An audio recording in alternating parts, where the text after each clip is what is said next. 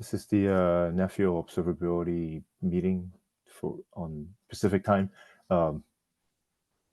February 26, 2024. So before we get started, anyone has anything that they want to talk about? Yeah, hi Stephen. Yeah, hello. Yeah, Subhash here. So in agenda we could add a requirement from the service assurance side. Actually, we are looking some observability parameter to read from the ODU. So maybe we could add in agenda. Okay. Yeah, I mean, I don't have I don't have an agendas doc. I should create one. I should create one for next week. But yeah, sure. Yeah, I mean, it's a good thing that you're here. So that would be it's good to have an essay requirement set going. Before we go to that, I would like to announce that there is a Nefio observability repo. Just created one. I mean, it's on experimentals and POC. That's what we're trying to do for now. If we find pieces that are working and great, before R3, we'll start moving them into R3 official repo. We don't know where it is yet, and it depends on how big the code pieces are, and whether or not it makes sense to just dump everything into Nefio. But for now, there's a Nefio observability Nefio observability POC, Nefio experimental. I have not written the owners files. I can make everybody owners. That's not a big deal, because everyone should be able to merge anything they want. It's just experimentals. And as a team, we hopefully at some point will have a common goal of building what we want to build in here. So once we get the contributors to know exactly what area they're interested to look into, we can start thinking about what components they are and what kind of directory structures we want on the repo. But then for now, there's a repo. I have not enabled prow, and there's no owners files, so technically prow wouldn't be able to merge anything yet for that. And then so I'll set those up tomorrow my time. And that's one. And as Subhash said, one of the thing that I asked him before the meeting to join, and he actually been intended to join. He hasn't joined the last once or twice, but he's been intended to join. And then mainly because he's been asking us from observability to tell him during the SA meetings on Thursdays, to tell him what the API would look like. I would like to kind of reverse that and said that the user observability should tell us what kind of service they want, and then we can then structure a set of APIs that may make sense. So so let's go ahead, Subhash. Yes, Stephen. Actually, still our user story is under review, because we are partitioning our user story in two parts, where we configure the service assurance loop, and we were hoping that will communicate with the observability and pass the required parameter, like what NF we need to observe, and at what condition. So this would be a good forum for you to maybe present that. Yeah. Because I would imagine most of the team members have not read it. Okay, so I'll open the slide deck, service assurance, so that will be easy for me to go through. Yeah.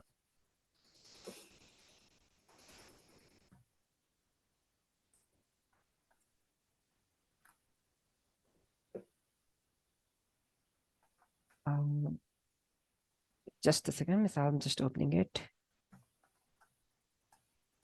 Yeah, go ahead and present. Yeah.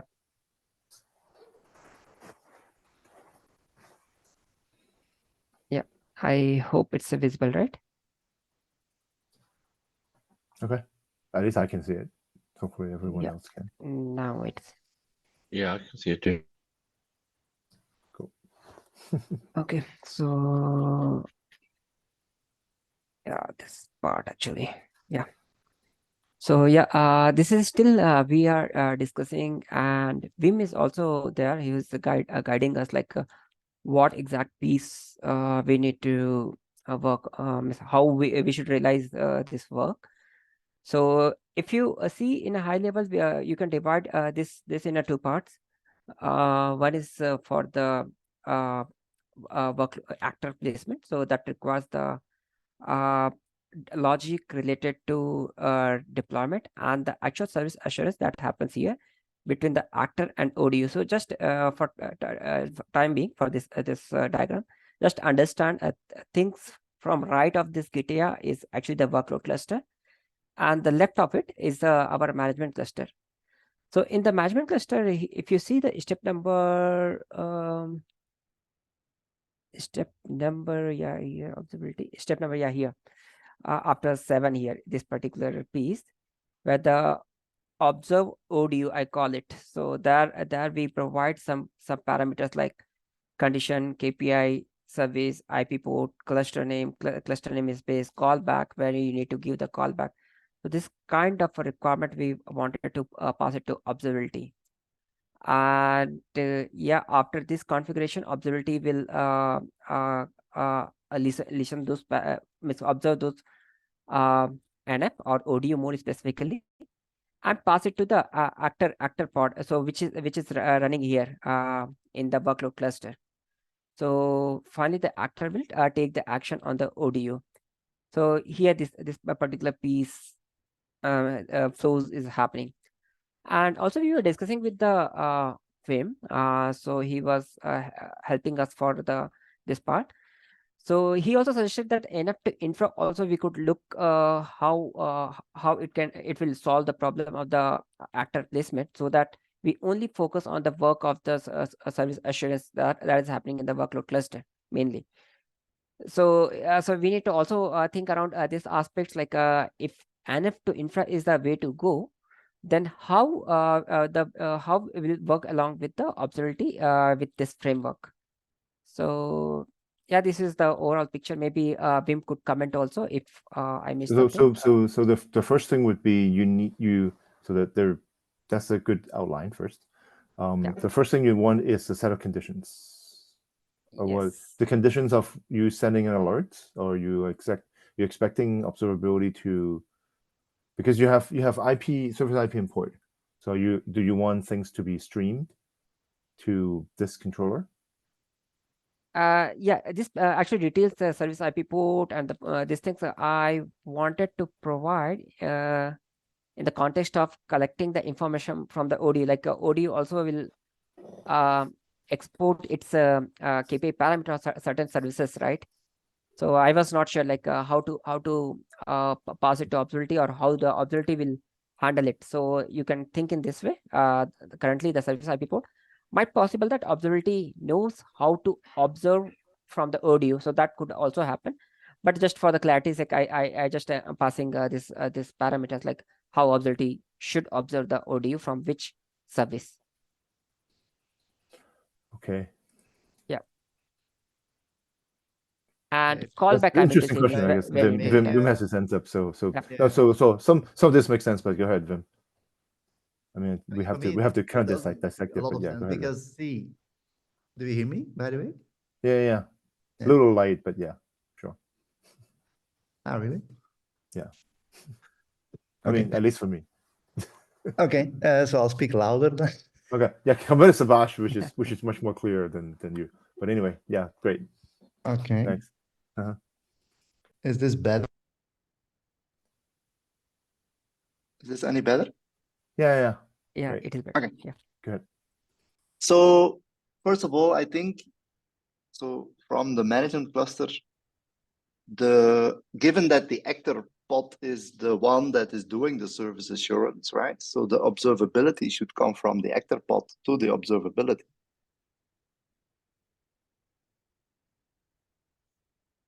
Because what will happen is that the management cluster will tell what service assurance is about, right? And in that you will say what you would like to see as an observability for those particular for that assurance job, right? And so as such, the actor pod should give the requirements to the observability within the cluster. And then the observability will collect it, and you will subscribe to the information. And so, in other words, in my view, this should change in the sense that the service assurance controller will say, "I want to do service assurance," right? So you will give requirements. In my view, NF2 Infra will take care that the actor pod gets it, right?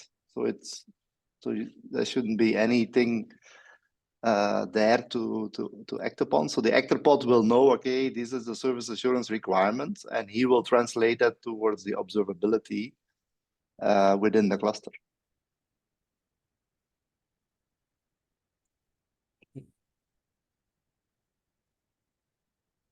Right, because you're going to get the data local, right? So Wim, if I understood correctly, I'll just draw it like you mean to say it should happen something like this, right? Actor Right. to So observability, first of all, I think it sits within the cluster at the moment, right? Correct, Steven? And Piotr has its hands raised as well. So, observability. I think there will be two components, but there will be one in the workload cluster and there will be one in the certainly there, in terms of, if you break it down into the if you look at the epic and all the subtasks on the epic, one of the things require is operator mainly, but then other controllers that would sit into workload clusters, which should be able to get the data, and then manage applications that would like to that may or may not run on management cluster directly, should be able to also access the data from a module on the management clusters. So data lake basically in this case. So both of these are available. To me anyway, the first problem to solve is the operator accessing data first, which is probably more or less should be able to. So I mean, right now what I'm looking at, something I'll talk about later, probably not later because I haven't done that much yet. It's using the OTel collectors. You may be able to actually export those data to locally on the workload clusters.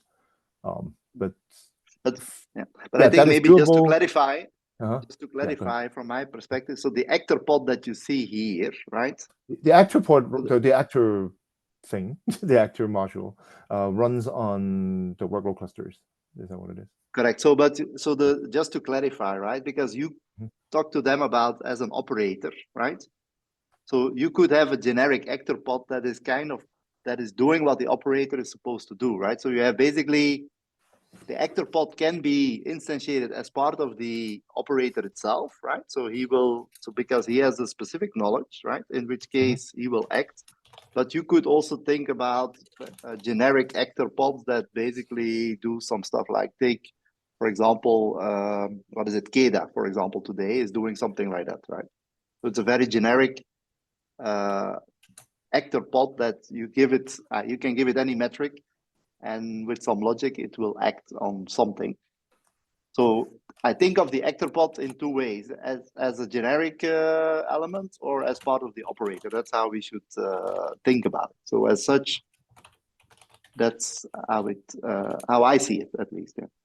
But maybe there is some hands up from Piotr and Lee. Yeah, go ahead. Maybe. Go ahead. I think Piotr is the next one. Thank you. I have a few points.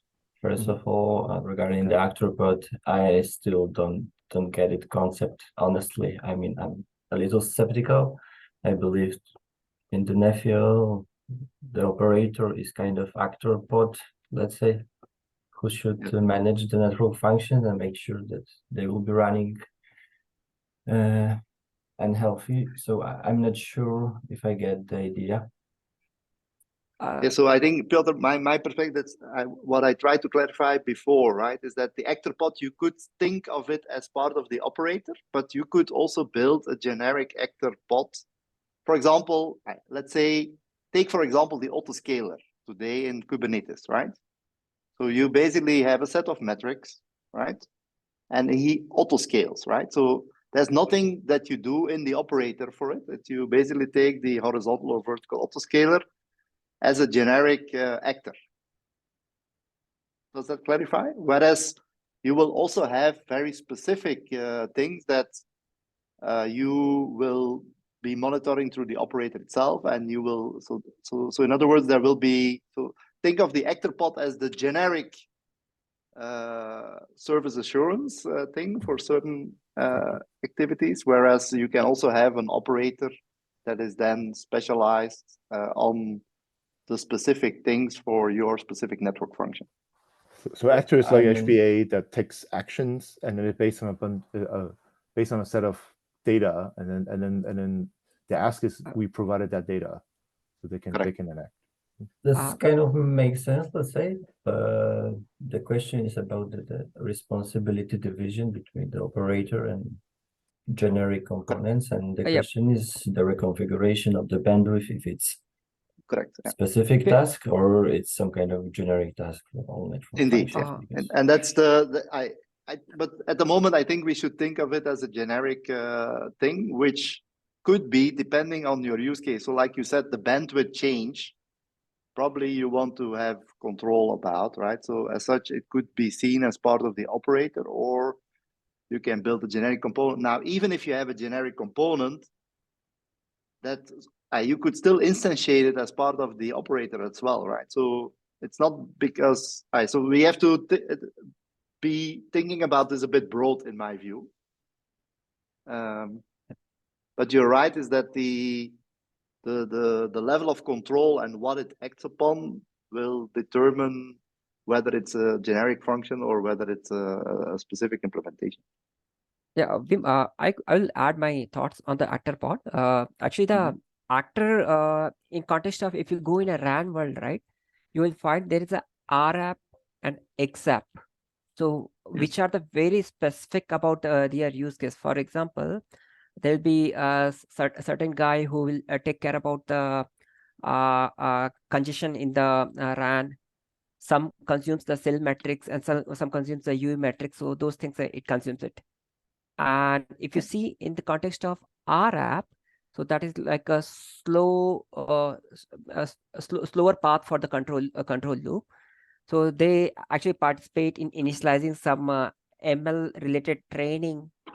And if you go in ML terms, it will become more like you will see a new things there, like even the models you can visualize in actor, and in a specification of OR and LI, it is clearly mentioned about the actor. And of course, yes, when you come to the core side, there's no standardization is there around the actor, so we can think like some kind of HPA or for the in terms of scaling, and you could have some Kubernetes operator also, just who can take care about your NFs.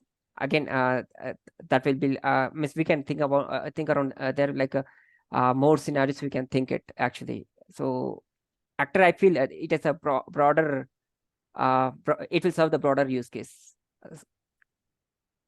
Yeah, so but you see the actor pod as a more generic thing or as a specialized thing? Generic or specialized? Up to us, right? How we, if you see in the document also, I try to put those scenario, like you could have the generic one also, and the end user could consume could create the specialized one. Specialized Yeah, except and RF I'm calling. Yeah. Yeah, but that's why we should just classify them as generic or specialized. Now, it's even like this, in my view, that some of these things will not even do anything with Kubernetes. They will just go straight, and there is, you don't even, so they run in the Kubernetes cluster, but they act direct, which has nothing to do with Kubernetes at all. Yeah, but a certain aspect. But I think, yeah. But I think for now, I think we should think of these things as either part of the operator or part of a generic as a generic element. Yeah. That are not necessarily part of the operator, right? Does that make sense? I'm okay. Yeah. And does that clarify your concern, Piotr? Yeah, because because at the very least, operator should be reconciling against an intent that was given, and then for now, for NF operators, they reconcile against the NF deployment intent, and and by and large, much of that is pretty fixed configurations. The only thing that we may do anything special would be the capacity related parameters. But then again, NF deployment itself can evolve, obviously. So I know our NFIL CLD in general. But also, I think, Stephen, in my view, for example, I think a bit further. So the use case that Subhash has right now is bandwidth change, right? Which is linked to capacity, right? If you will. Yeah, at least for UPF. Now, so now at the moment, right, at today, we have to configure everything to NF deployment, right? Because there is hardly any other interface towards the network functions that we consume, right? But let's think that there will be, let's say, a Yang interface, right? So you could go straight from the actor straight with Yang to the device, right? So you don't have to go through NF deployment. Oh no, yeah. See? So well, yes. Answering your question, it clarifies. Obviously, it doesn't matter for the observability part who will consume the data. So it may be operator or actor, but so it's fine for me. I have two more comments. Let's say, first of all, I went through the tasks defined by you, Stephen, and we did some. I mean, in Orange, we are doing some internal research about the observability. So I can say we are trying to prepare some proposition on the architecture. I have some already a draft, let's say. I'm not sure if you'd like to see it today or if when it will be more ready. But well, I mean, you have a draft of a write-up, so if you can share the write-up, that would be great. Draft of the architecture, just not described in the words, just the functional blocks. That would be good to present. Absolutely, yeah. If you have and later on today, lastly, after Subhash's presentation. Okay, I'll stop sharing. Yeah, Esteban. So shall we jump on the other topics? No, I mean, so the API discussions. So in this case, are we? I see that we're kind of jumping a little bit. So are we looking at the actor interface of how to consume? Are we looking at an API to explicitly tell observability these are the conditions and this is the NF that I'm interested in, and then subscribing in, and in this case the consumer is the actor. So Stephen, if I understood correctly, we should have capability to subscribe for the data or KPI parameter in the workload cluster as well as the management. Yeah. This is what I wanted to comment also, if I may. Based on the task you defined, Stephen, I believe this is the major challenge to define how to expose the APIs in a generic way. Other things are pretty solvable and an easy way, let's say, but how to make sure that first of all you will give the access locally and centrally to the infra-related metrics, which is relevant, which is, let's say, easy because you can define the CPU, the memory endpoints, etc.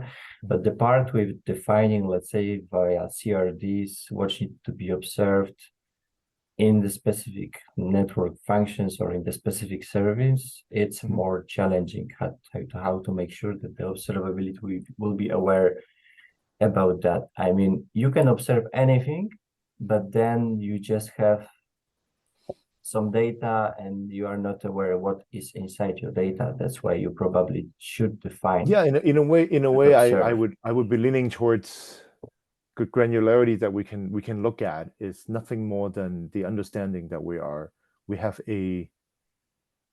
deployed a workload, and then anything that we want to collect off of that workload pertains to the workload. The data inside a workload is probably not the observability framework would not be able to understand. The vendors, the NF vendors themselves, anything pertains to them would pretty much be the major things that would understand. But then obviously there has been a lot of opinions, discussions and things about us as Nephew, well, standard. I don't want to use the standard. Creating a set of APIs that defines what a KPI, is supposed to be, and then vendors supposed to kind of take their data and generates a KPI, an API that describe that APIs to the Nephew system. I did not even put a task on this on the Epic, so this is I'm not actually sure this is the thing that we are going to do at this point. Yeah, that's why I'm saying it's challenging, because when you think about it, you probably should try to make such thing. I'm not saying it's feasible and the good way, but this is one of the easiest solutions just to define. This is interesting what you said, that you just collect and you are not aware about what you are collecting. The question is how to handle that, and if it's maybe it's reasonable, I don't know. I mean, okay, to keep things simple I mean, and the thing is, right now let's say for now, so based on what we have, we key off of NF deployment. We have capacity informations. That is something we have defined. We haven't done anything to really act upon it. So we had hacky code to do something like memory and CPU based on that, but then we're not doing anything with that. But it is defined. So we expect all operators to be able to understand the capacity fields that they care about on the individual network functions. So in a way, we define that but then we're not, observability is not expected to be able to say what is downstream throughput, right? And actually we would be able to, but still, I mean, this is probably not a thing where we would be able to correctly say that this downstream, you're not meeting that capacity requirement, because I think in this case only the operators would probably know whether they are in danger of not able to hit that. Yeah, because there has to be vendor interpretations, in my opinion, on this kind of things. But I wasn't expecting to do. I know there were discussions on that even when we had more ad hoc meetings, but I obviously I didn't put that as a task. But then yeah, go ahead. Yeah. See, there is ways to do this generically, but there is a dependency on the vendor potentially, but you could also do a mediation, for example, to do it. For example, if you take GNMI as a protocol, right? What you have, you can subscribe to a pod, and based on that, you get data, right? And you can do on change, or you can do periodic, right? And based on that, you can. So in other words, because we are, I think, correct me if I'm wrong, I could not attend the last two meetings because I was on the road, but I think we are focusing on Prometheus, right? Yeah, we haven't even finalized that actually, but then for R3 we don't. Yeah, obviously we don't want to do like trace and everything all together in one shot. No. Because trace generation by itself is a task that needs to be done on FreeFlyGC. And well, logs collection would be great, but then we're not doing anything structurally. They will interpret that logs anyway. So metrics probably is the best bet to do anything useful, at least on a more reference implementation perspective. So yeah, I mean, I agree. Metrics would be the one. And Prometheus is probably the core collectors on at least on management cluster for sure. So in a way, yes. But then I mean, But so, for even example, then, if yeah, you take, if that's true, if you say that we focus on metrics, right, in the first step, then GNMI as a protocol is perfect. Because, but it depends on as the what the vendor support. But in other words, this I mean, I've done that before, right? So I defined a CRD, which is just a path, and the path is basically what you subscribe to, and then you can say on change or periodic, and with that you get the data, and it fits perfect into Prometheus. Now that means you need something that understands GNMI, right? Which is kind of, if you look to a number of industries, they are standardizing on that. Actually, it's a Google protocol, by the way. Yeah, of course. Yeah.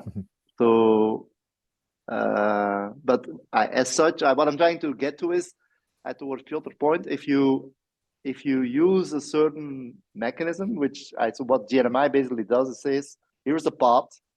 Okay, it's Yang. It uses Yang, but it's not tied. You don't have to tie it to Yang. So you could basically say, here is a path, and that path represents the object that you want to observe, right? And then you can say how you want to observe it, meaning either using on change. So that means that you that's nice for interface up and down, for example, like, or subscriber doesn't have an IP. So things that are going on and off, right? So that's where on change is nice. Or you have periodic, which is basically you collect for a certain period, and then you can define API on that. So what I'm trying to get to is there are ways to make a generic definition of what to observe, because at the end of the day, it comes down to the object and to what you expect the network function to do, which is either typically the two things that you see right now is on change or periodic, right? Because they are related to a counter, if you will.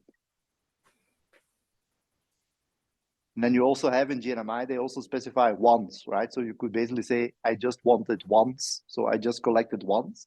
Right. But I think for observability, it makes less sense in my view. Yeah. Okay. But with such an API, you could build a generic system, right? Because in that case, the path for the CRD, we don't care, right? Because it just has to be interpreted by the network function, right? Yeah. And then from service assurance point of view, it's also nice because you can basically say, okay, I want to subscribe to this, right? And then what typically then happens, so the challenge is then multi-vendor, but you typically then have a translation to say, okay, here's my generic object, and to this vendor it translates to this path, and to this vendor it translates to this path. So that's the part that that is the part that we sort of I would hesitate to be the one defining, or at least Nephew as a project be the one defining those. But then if there's more of a standard outside, then obviously that would be okay to use. Okay, yeah, but I was just saying it's possible if you want. Question is whether you want, right? Yeah. Okay. Go ahead. Yeah, sure. Do you want to present your architectural diagram? It depends, because I'm not sure again about the scope. I believe we are changing the scope each meeting.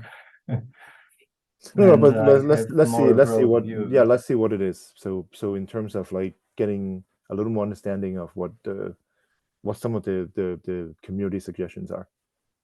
I mean, it may be too broad for the Nephew. I'm considering the broader scope for my own research. So please try to be critical if it's needed. But of course, I can show you. It's high level and it's not yet, let's say, mature. Not everything is ready in my mind to be developed and deployed.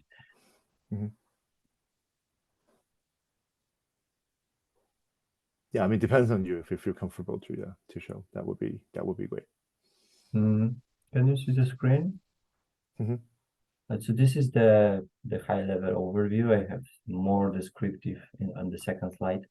This is what I believe this is what we discussed, that we have the management cluster and we have the workload clusters on the heterogeneous cloud infrastructure, right?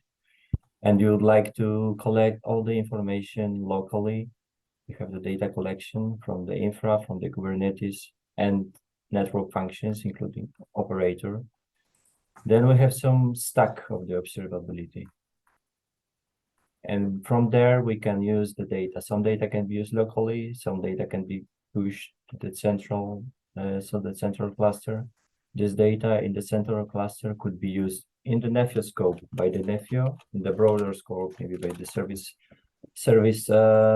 orchestrator for the service assurance, preventive maintenance, data-driven orchestration. I don't know. Even there, I can see that there could be some integration with the RIG in the run or NWDF in the core. I don't know.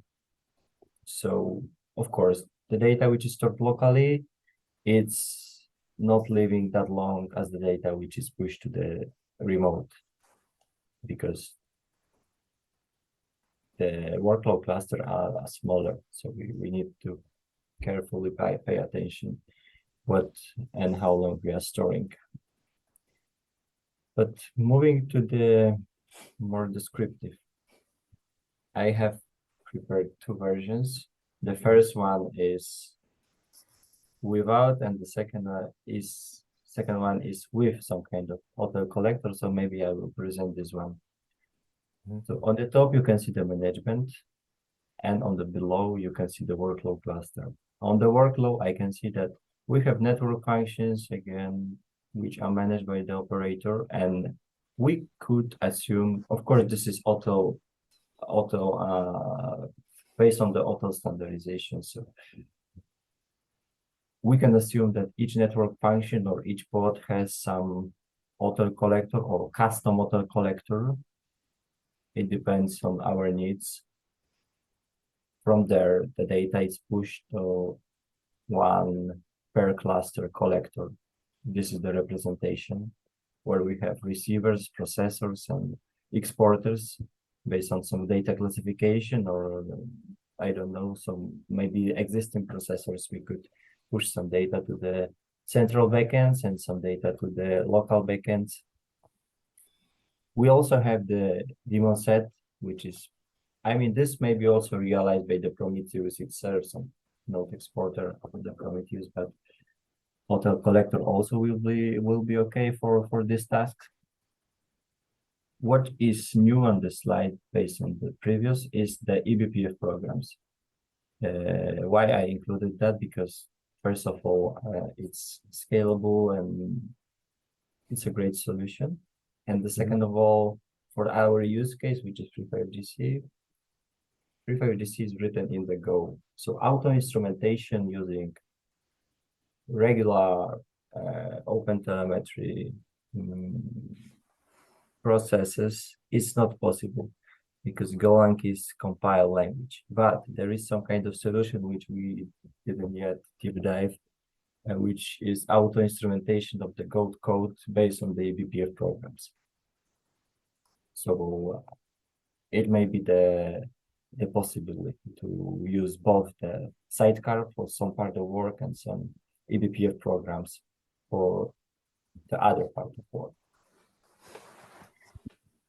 You thought on metrics. I say that because metrics, it's monitoring. I mean, if you would like to describe us as an observability, we need to pay attention to all signals, metrics, log, and traces. I know that we need to sort slowly and then increase the effort, but we need to make sure that this will be on the place and do not be on the, I mean, do not fix the solution based only on one of the signals. So on locally, I can see that, for example, the custom Kubernetes operator, which may be Free5G operator, may use the data, or ActorPod may use this data make some closed loops. And the data which will be pushed to the central, as you can see, there will be central metrics with the databases and some controller. This API can be kind of generic. I mean, we are able to define probably the API for CPU, generally for the utilization, etc., for some well-known parameters. And even for Nephio, this may be relevant.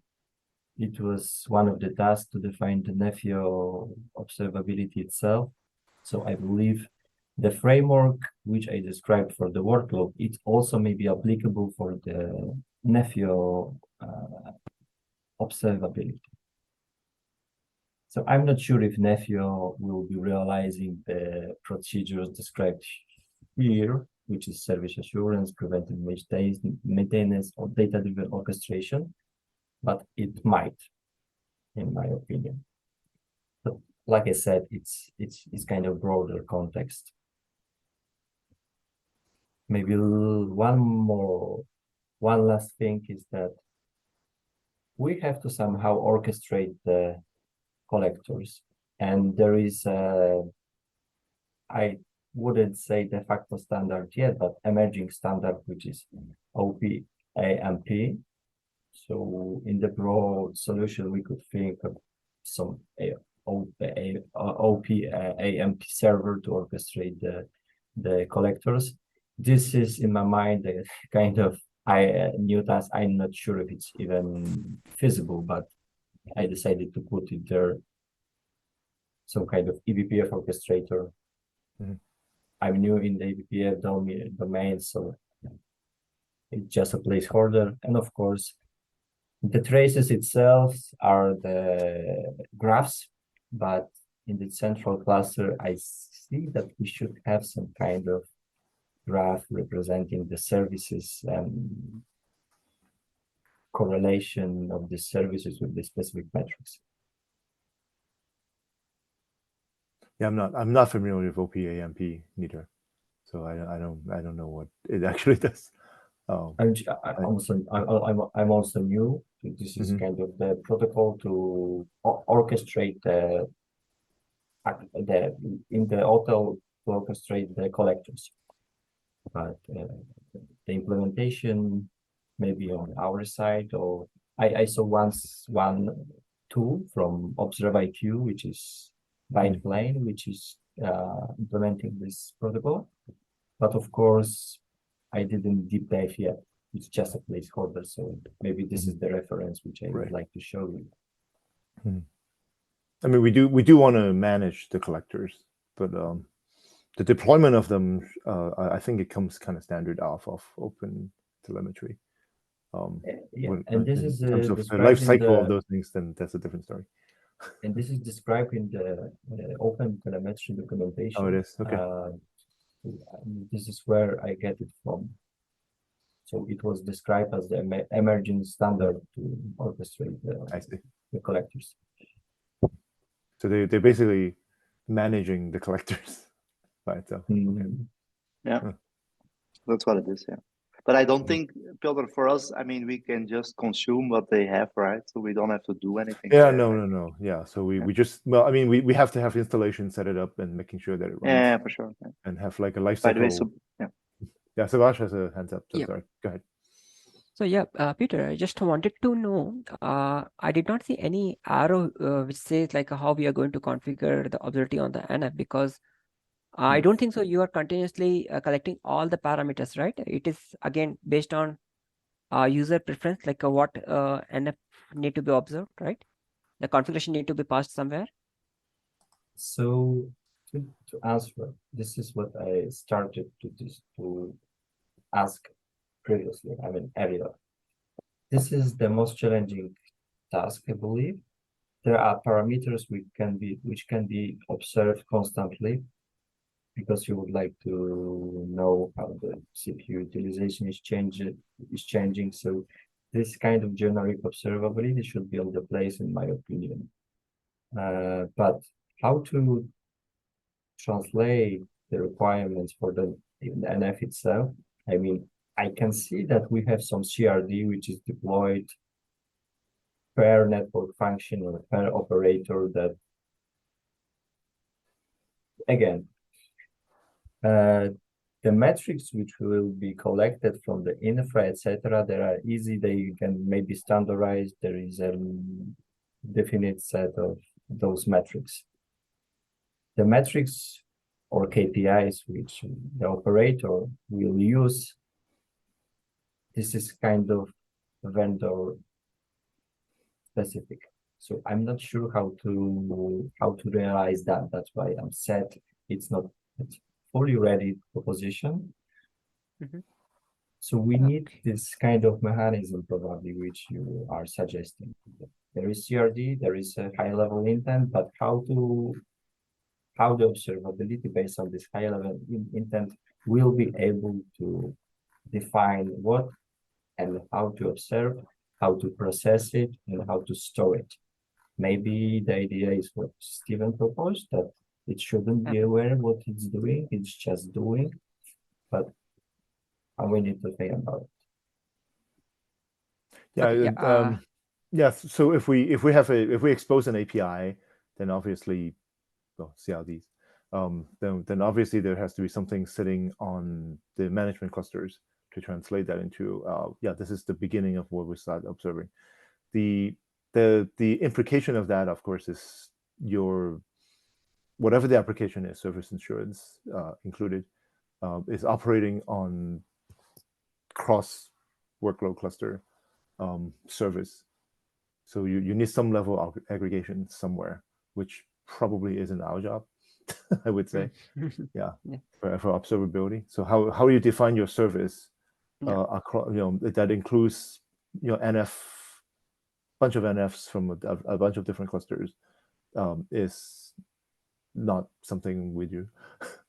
So we take the raw data down, and but we the observability controller at the very minimum, I guess, is the things that were so observability serves applications, obviously, but also users. So we do have to have an interface of saying that users would be able to set alerts and things on workloads that they care about, and also be able to fetch more historic data. So those we have to expose, and we probably have a management interface just to do that. And hopefully that would be commonly used also by applications. And then on the other side would be your actor requirements, which is things that sits on the clusters, and then you'll be much more specific in terms of saying that I want to react to certain things. Yeah. And then so that's Okay, Steve. yeah. Right. I have one more question, actually, Peter. So I see there's an exporter, and there are some requirement. I see that the user don't want that their data in a workload cluster should not leave the cluster, right? So is it possible that we can control the exporter so that some specific data only leaves the cluster? Just Yes, this to is the yeah. idea. This is the Mhm. idea. I didn't test it how to realize. Yeah, so that's the thing what I'm processor trying to do use. right now for the hotel collectors. Supposedly you can do the processors would allow you to do something if you want to do some filtering, or Yeah, even you also further instrumentations. Yeah. could use connectors. I saw that you in the connectors, but based on the restricted set of data, which is the resource. It's called resource in the open telemetry. You can create the conditions. You can create the conditions, and based on that, put the data to the different pipeline. And in this case, if you put the data to the top pipeline, it will be probably pushed to the central backend or dropped. If you put to the below pipeline, it will be pushed to the local backend, or let's say dropped. So Auto is really extensible. You have a lot of receivers, a lot of exporters, a lot of processors. Also, you can build your own receivers, processors, and exporters. And even you can build your own collectors. So Peter, who decides actually the data classification? Who pushes the configuration for it? This is indeed the not trivial task. And I believe we could have some. I'm not sure at this level. I thought about this more.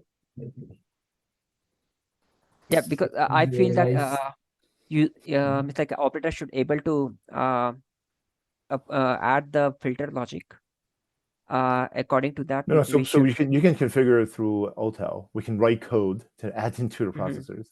In the management cluster, right? In the management cluster, we need no, in wherever your OTel collectors. So this big blocks that you see in the middle, OTel receiver, OTel processors, and OTel exporters, is collectively the OTel collector. Okay. Yeah, and then you can.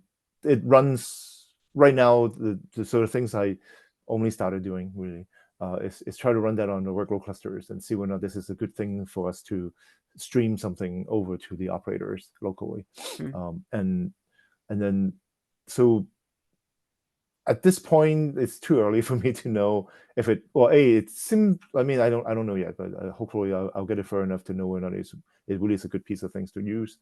And if it is, at this point it's too early to know if we use the OTel collectors only for as a proxy, as a collector proxy, if you will, to selectively send something to either for any of the endpoints and to export it to different exporting endpoints.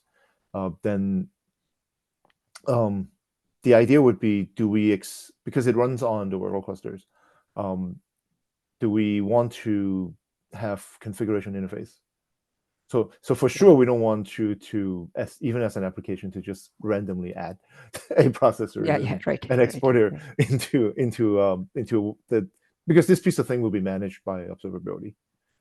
So we don't, but we do want to expose some API for things that, do we get to a point where you care about something, we translate that, so that becomes another set of APIs that needs to be modeled after. And as Wim said, could we use GNMI to kind of define this? I mean, it's getting a little it's getting a little too detailed on the kind of granularity. How fine of granularity do you allow applications in a level? Because this isn't even applications that sits on the workload clusters and give you a generic view of saying, let's start monitoring network functions on there. This is a observability engines that runs on the workload clusters. That is, if anything, is in response to what you configured, and then including saying that I have a local engine. I have a local operators that wants to also subscribe to these things in the workload clusters. That's an interesting one.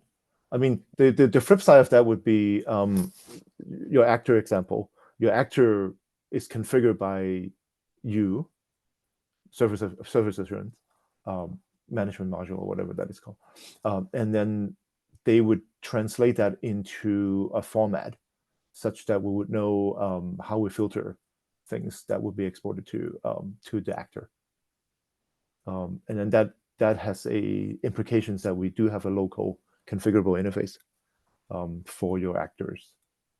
So again, we still don't know what that is at this point. It's pretty early. Yes, sure. Okay. Yeah, but then if that requirements comes, then the translations of service SA controllers to actor is your problem. We don't do much.